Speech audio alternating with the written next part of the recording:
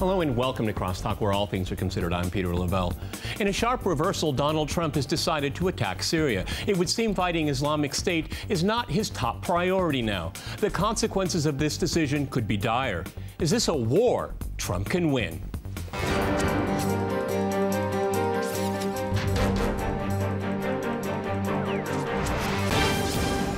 Cross-talking Trump's war, I'm joined by my guest here in Moscow, Mark Sloboda. He's an international affairs and security analyst. We also have Dmitry Babich. He is a political analyst with Sputnik International. And in London, we cross to Marcos Papadopoulos. He is editor of Politics First magazine. All right, gentlemen, crosstalk rules in effect. That means you can jump in anytime you want, and I always appreciate it. Marcos, let me go to you first in London. What accounts for this dramatic reversal? Only a few days ago, we had the Secretary of State, we had the American envoy to the United Nations saying the Syrian people can decide their own fate. Now, Donald Trump, only in office for a few weeks, has a war on his hands. How do you account for this? Because one could say he is sold out to the deep state. He's sold out to the intelligence community to keep his job. Go ahead, Marcus.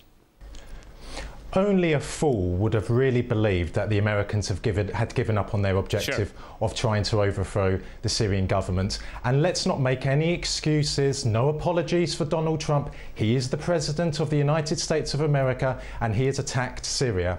And his attack on Syria is irrefutable evidence that, like his predecessors, he has utter contempt for international law. And like his predecessors, he will have no moral compunction in using military force, illegal military force, to achieve American geostrategic objectives in tandem with supporting Islamist terrorists. And I think it's very clear that the Americans are now helping ISIS, because when this base was attacked in Syria, what happened shortly after? ISIS began attacking it. So no excuses for Trump. No excuses. Let's support the Syrian government. And let's say the truth here. Dima, I think it's fair to say that the Islamic State, ISIS, has an air force. It's the American Air Force right now in Syria. Well, unfortunately, that is true right now. But I'm sure, a lot of liberals in Russia are now poking fun at the media and at the government, saying that, look what your favorite Trump is doing. Well, I mean, we never changed our positions. Right. It was Trump who changed his position. Let me quote what Trump wrote on Twitter in 2013 when President Obama was preparing to attack Syria. He wrote, again to our very foolish leader, do not attack Syria. If you do, many very bad things will happen. Okay, all of us here have all 13 of those tweets here. Thank you, Mark, for sending it to everyone. We could read this all through the program, but we won't. Mark, what explains for this reversal, Or was it just a deflection to get this all in line? This was 2013 Trump sending a message to his future self, pleading with him not to do this. I think we have to read a lot of domestic politics into what has happened this week. We saw earlier in the week, we saw the Trump administration suddenly, not that it is their right to do so, but saying that Assad could stay and that his fate would be decided in elections and that their focus was going to be solely on ISIS. And this came out of Tillerson, this came out of Trump, this came out of Nikki Haley. Within 48 hours, all around the events in this one Syrian town of Khan Shaykhun, all of this went 180 degrees. Though we have no evidence of who perpetrated this chemical weapons attack. We have no evidence. More than that, no evidence. More than it's just no evidence. What the mainstream media is not telling you is that Khan Shaykhun, since 2014, has been an al-Qaeda stronghold, right? The Pentagon at least admitted that the Syrian government bombed al-Qaeda, but they called it an al-Qaeda hospital. I guess al-Qaeda's running charities now. And we heard no evidence that did not come from activists on the ground. This is activists who are operating freely in al-Qaeda-occupied territory. So no investigation, just active. Marcus, what I find troubling, and I hope I'm wrong here, is this has also a lot to do with Iran and Russia in Syria right now. This is a showdown here. Everybody's getting their ducks lined up here. I wouldn't be surprised as the fracas continues. This is not a one-off thing that they will. Once you do it, you have set a precedent. You will continue down this path here. We also have another regional player, Israel and Hezbollah. This is is going to get very, very messy, and it's going to get extremely violent. And you know what, Marcos? All these wars in this century that the U.S. has fought in the Middle East, there's never been a quote-unquote victory. Donald Trump says we don't win anymore. He's not going to win this one either. Marcus, go ahead. Can I first of all say, Peter, quite frankly, I don't care what Donald Trump said in 2013. I care about the decisions he's making today. Because during that presidential election last year, he said Bill Clinton and Hillary Clinton were awful people. Well, now he regards them as good people and people he may need as a port of call during his presidency. Let's just focus on what he's doing as president. Now, in regard to Trump's attack on Syria, there's two big questions. What next? Will there be follow-up attacks? Will the American Air Force start to attack Syrian military installations? Will they try and impose a no-fly zone? Was it a one-off? We don't know. The other big question, and this is critical, absolutely critical, is Russia's response. Because there is no point in Russia merely condemning the attack and saying it was illegal. We know that. Russia has to respond with firm action to ensure that its Syrian ally, the Syrian government, remains in power, and Russia's credibility is also at stake here, because if Russia does not take firm action, then other countries won't trust Russia. Okay, that's the reason why I asked you the question that I did, you know, including Iran and in Russia here. Mark, you said we will be disappointed. Follow up. Russia is not going to respond militarily to this attack. They are going to hope to de-escalate the situation. They are probably going to increase their military footprint in Syria. I would hope that Iran is going to do the same as a deterrent. They've already announced that they're going to improve Syria's air defenses. They've condemned it as a aggression, an egregious violation of international law and the UN Charter, and they've called for an emergency meeting of the Security Council. But I think that is where Russia's response is going to end. Trump has played a gambit here and has presented him as what he may well be, as someone unpredictable, what is known as the madman gambit. They don't know. He's turned on 180 degrees on a dime, and they don't know if they escalate the situation where it will go with him. This is the point here, Dima, okay? Marcus is absolutely right. We have to be focused on the here and now. But during the campaign, no more foreign wars, okay? Exactly. It comes no regime changes. We hear Assad can stay, as if the United States and its allies have a right to say anyone can stay or go. And now we have this here. I mean, Mark's right, this unpredictability thing here. But if we see an enhanced footprint for Iran and Russia in Syria, and we have an unpredictable man in the White House, that's a pretty toxic brew. Well, I would say that all of the U.S. foreign policy has been unpredictable in the last few years, and it stays unpredictable. And I think in this situation, everyone is going to be the loser.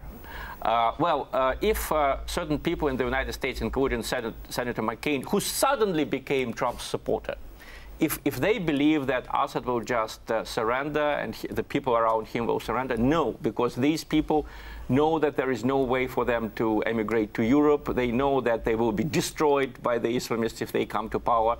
So it's going to be a long, messy fight. Yeah, it wasn't just McCain. It was the entire neocons, MSNBC, the entire establishment suddenly don red caps again, make hegemony great again. Marcus is right that Russia will have to take tough decisions which Russia doesn't want to take. But on the other hand, we see that Trump basically surrendered. He surrendered to what we call the deep state, and I think that was a mistake, because if he thinks that these people now being exposed as liars, that whole story about Russian connection of Trump is a lie. We see it now. Let me go to Marcus. It's not the first Marcus, time that they have been exposed. There's been the strike, okay? I have every reason to believe, I think we all have every reason to believe there will be more. And now he cannot stop if the scenario being presented on this program is true. He's already done it, and there will be pressure on him to continue. In the second half of the program, we're going to talk about if he succeeds or not. But he really has limited his options by this very, very rash decision. Go ahead, Marcus. Well, Dimitri, you really need to support your assertion that Donald Trump has surrendered to the deep state. And if you are not going to support that with concrete evidence, then don't make that comment in the first place. I will. But yes, I think that America now has a serious foothold in Syria, and we really just don't know what is going to come next. But we should also take into consideration that Trump has also been prosecuting another war in the Middle East, not so far away from Syria, in Yemen. Let's not forget that the Obama administration at the end of last year suspended all American arms supplies to Saudi Arabia because of Yemen. But Trump has lifted that and is now supplying plentiful amounts of weaponry to the Saudi government. And of course, he's increased the drone attacks there. So I really do fear, Peter, that now the Americans have taken this decision. There's going to be more of it. And we really need a Russia that is going to step up to the plate and take decisive action. You know, Mark, you know, Donald Trump, who is well known, actually made a lot of his money not from real estate by selling his name. Is this what's happened here? The deep state is just going to rebrand American foreign policy with Donald Trump's face on it? Because this is what it seems to be here. It doesn't seem to be his. He doesn't have a policy. The deep state does, and his face is on top of it. Yeah, I think this is exactly what happened in the past week. I think we did see a full-on Donald Trump surrender to the deep state. I never expected him to beat them or even to fight against them forever, but I did expect him to fight against them for a little bit longer, if only because of his ego and obstinacy. He gave up Flynn. He gave up Flynn first, right? Then, in the hours before this attack, he removed Bannon from the National Security Council, which the new NSA advisor McMaster's wanted. That's his ideological brainchild off of there. He he allowed Nunes, the chairman of the House, the new House Un-American Activities Committee 2.0, to recuse himself, which exposes him even further to the witch hunt. And now he has this 180 degrees on Syria. Hold that thought, gentlemen. We're going to go to a quick break, and after that short break, we'll continue our discussion on Trump's war. Stay with RT.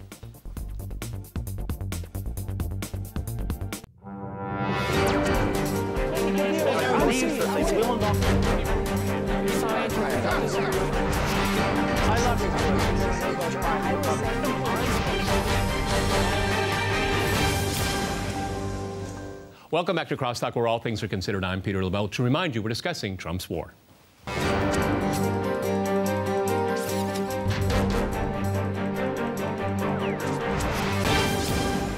Okay, Dima, you wanted to follow up on something Mark had to say. I have to defend my assertion that Trump surrendered himself to the deep state, or rather to a general aggressive tone of American foreign policy. Well, first, I agree with Mark. You know, the removal of all of these people, that is important. But I have more direct evidence. You know, the article in the Washington Post just a day before the attack happened, headlined, it's an editorial, "In Trump's world, is it okay to use chemical weapons? Now we will find out." So they're blackmailing him, they're intimidating him into starting a war. They write, it's Mr. Trump's turn to decide whether to stand up to Mr. Assad and his Iranian and Russian sponsors. And let me remind you that just 2 years ago, the Organization for the Prohibition of Chemical Weapons declared Syria free of chemical weapons. Of the area that the Damascus government had control of. Okay, that's what's important here. Peace Committee. Now, let me get Marcus. Go ahead. I saw you nodding your head in disagreement, so go right ahead. Come on, Dimitri. That's not evidence you put forward.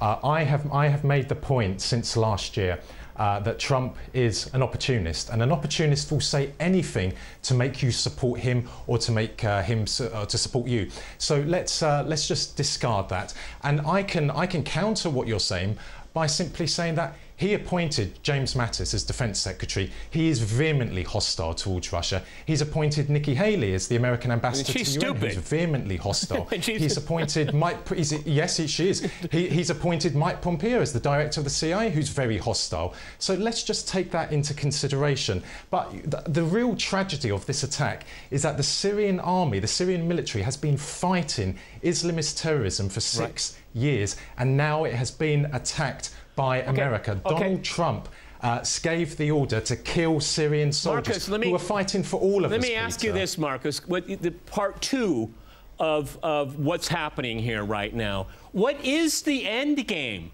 A black flag over Damascus? We've said this on this program for years. What is the end game? This is the problem I have with these forced regime changes. They never have an outcome that is realistic. Okay, we'll make it up as we go along. That is, again, a recipe for failure. And I want to quote again the sitting president of the United States. We don't win wars anymore. How in the world is he going to win this one? Because I think he can't. No one can. Go ahead, Marcus. Well, Peter, that is a terrifying prospect, what you said about a black flag flying in Damascus, because if that happened, then the Islamist terrorist threat, not just to the region, but to the entire world, would increase tenfold. Yes, it is a very, very dangerous situation, and we are seeing Trump making similar threats to North Korea. The world is becoming more dangerous, but in the context of Syria, it is absolutely crucial that Russia takes decisive action, that Iran takes decisive action, and that we need to keep on saying on Crosstalk and RT in general the truth, that every single day, 24/7, the Syrian army is fighting for our survival against these murderous, repugnant Islamist terrorist groups who are backed by Trump, backed by Erdogan, and backed by the Saudi royal family. We have to keep on relaying that point, and we can just hope that Russia will really take serious action now. Dima, what I really want to know, I mean, and I want to go to Mark, because Mark was in the military.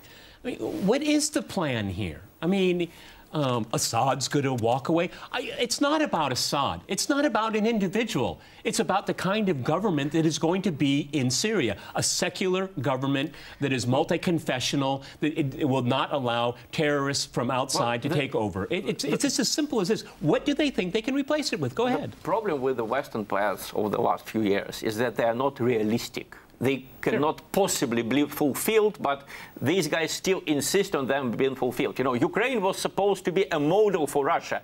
They wanted to throw out Yanukovych, make a nice, affluent, democratic country there, of which Russians would be jealous and Russians would topple Putin.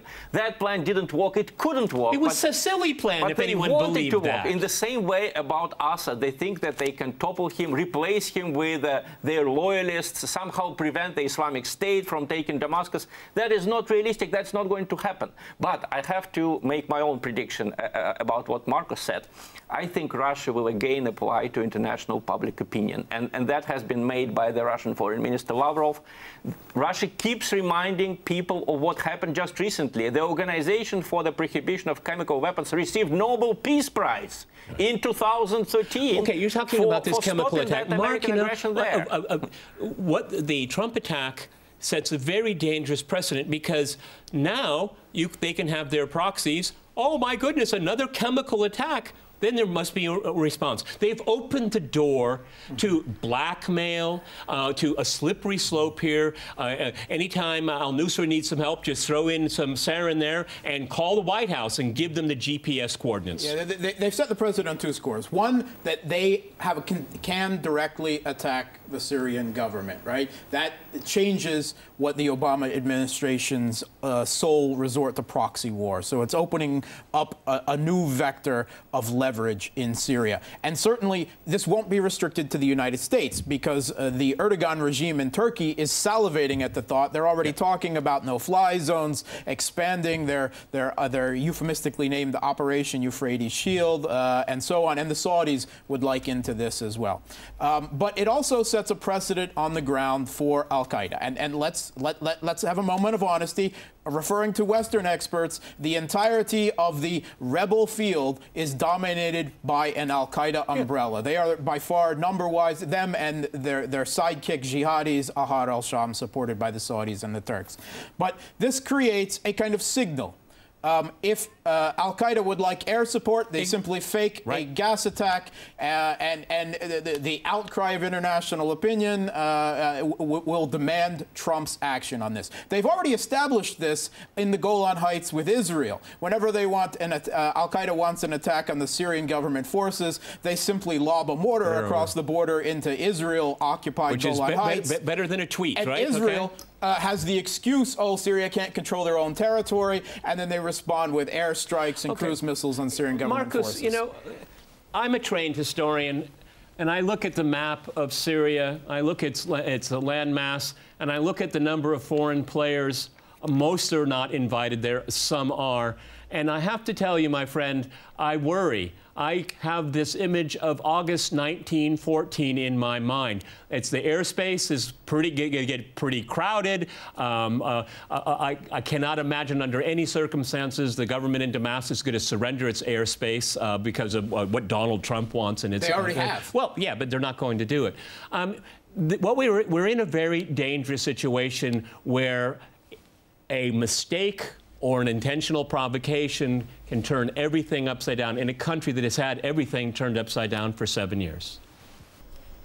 Yes, we're back to some of the hottest episodes of the Cold War, and that is a real threat to global peace and security, that accidentally, through misinterpretation, there could be a World War III between Russia and America, and of course a World War III between those two countries, the two superpowers, could easily spiral into a nuclear war. So I agree with you, Peter. I'm very concerned about what's happened in Syria. I'm very concerned about what Trump has been saying about North Korea, what he's been saying about Iran. But at the same time, let's not forget the Syrian army is on the offensive in Syria. It has the advantage, and most of the population lives in areas controlled by the Syrian army. Most of the Syrian population, actively or passively, support President Assad. They support the Syrian government. So it's not going to be easy for Trump. You know, he undoubtedly, there will be more American military attacks, but he's not going to get what he wants so easily, because he's going to be up against millions and millions of Syrians. And as I can only keep on reiterating, Russia is not going to surrender Syria. Syria is Russia's eyes and ears in the Middle East. And because of Syria, Russia has been making good contacts in Libya and in Iraq as well. Right.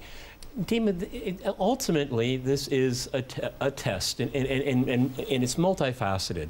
I mean, obviously, you know, this is going to be interpreted by some people as that Trump is getting not tough on Assad, he's getting tough on Russia, is something that he probably wants people to say, considering this fake Russiagate that has been promoted for the last few, almost half year right now. I mean, this is a test of Russia. This is what people are going to applaud Trump for doing.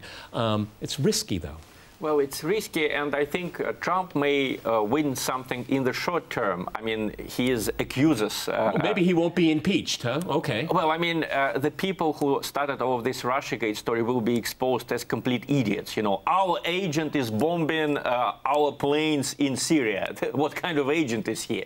But on the other hand, in the long term, he is going to lose, because I think the deep state, you know, the ultra-liberals, they will not let him live in peace. They will continue trying to replace him simply because this is my theory here, Mark. They never reconcile themselves to defeat. This is my theory that you know, they are happy that Trump has done this, but they're going to double-cross him. They're going to double-cross him. Oh, okay? yeah. I think you underestimate the spin the media and the neo-McCarthyites will put on this. Trump is doing this to placate the deep state. He doesn't have any ideological designs on Syria. He doesn't care about Syria, but he's happy to hand it to them. But they want him to hang himself. They want him to hang himself, and they will resuscitate these neo-McCarthyite charges against him as necessary if they don't get further escalation in Syria.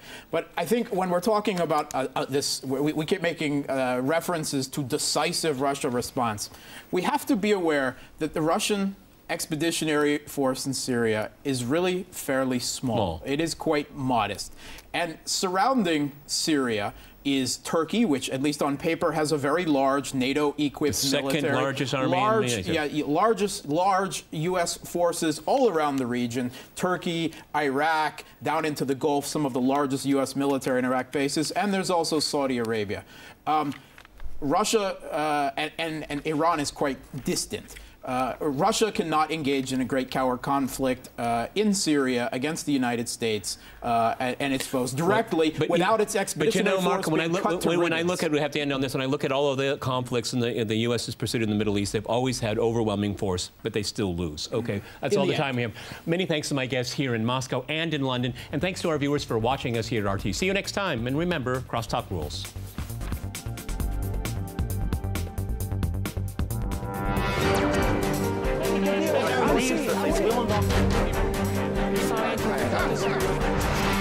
I love you.